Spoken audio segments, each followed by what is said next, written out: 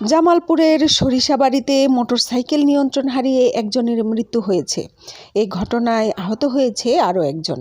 মঙ্গলবার ভোর 6:30টার দিকে সরিষাবাড়ি দিকপাইট সড়কের মহাদান ইউনিয়নের মহাদান এলাকায় এই দুর্ঘটনা ঘটে।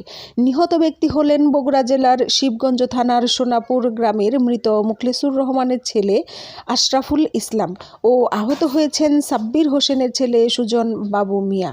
তারা গভীর নলকূপ স্থাপনের কাজ করে বলে জানা যায়। স্থানীয় ও পুলিশ সূত্রে জানা যায়, মঙ্গলবার ভোর 6:30টার দিকে মোটরসাইকেল যোগে তারা দুইজন তুলসীপুর থেকে পুগলদিঘা ইউনিয়নের বয়রাবাজার যাচ্ছিলেন। পথে মহাদান ইউনিয়নের 12 পুটল ব্রিজ পার হলে শেখের বাড়ি নামক স্থানে মোটরসাইকেলটি নিয়ন্ত্রণ হারিয়ে রাস্তার পাশে নারিকেল গাছের সাথে সজোরে ধাক্কা লাগে। এ সময় মোটরসাইকেল চালক মাথায় প্রচণ্ড আঘাতে ঘটনাস্থলেই আশরাফুল মারা যায়। অপরজনকে স্থানীয়রা উদ্ধার করে প্রাথমিক চিকিৎসা দেন। সরিষাবাড়ি থানার অফিসার ইনচার্জ মোহাম্মদ চাঁদ মিয়া বলেন, সংবাদ পেয়ে ঘটনাস্থলে পুলিশ পাঠিয়ে লাশ উদ্ধার করে থানায় আনা হয়েছে। কোনো অভিযোগ না থাকায় পরিবারের কাছে লাশ হস্তান্তর করা হয়েছে। Happy Akter, desk report.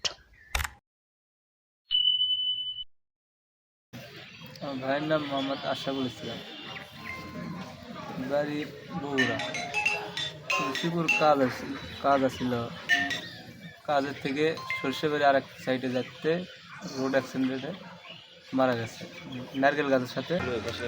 আমরা কাজ করতে আসছিলাম তুলসীপুরে, সেখান থেকে আমাদের বড় ভাই কাজ করতে করতে সকালবেলা বাইক নিয়ে নারকেল গাছের সাথে বাধা দিয়ে মারা গেছে। আমাদের বাসা হলো বগুড়া।